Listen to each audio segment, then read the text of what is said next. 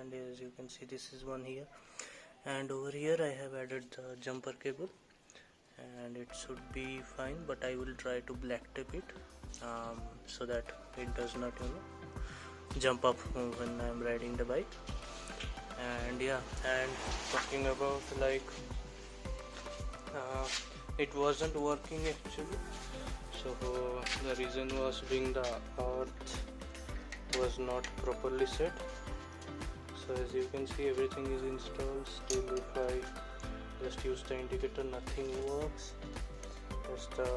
I thought the thing maybe was over here, but it's not working. However, it's working when I'm okay.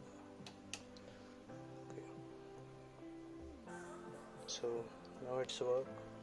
So if I'm somewhere, I'm thinking maybe I can keep it over here. This is where it also works. So I have actually fixed the earthing wire to this screw. So as you can see, the wire is coming inside from here, and I have just screwed it over that earthing pin. So that takes care of that. Another thing is that I have attached the switch in the mirror holder. However, it's not quite tight, so I was planning to use it over here, but that's quite awkward. I think this place is more better.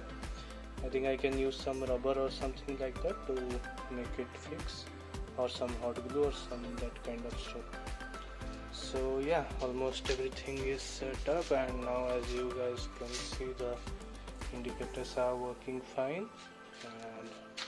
And if I just press the off button, it goes off. If I on, but the only thing is that the patterns will reset every time you switch on.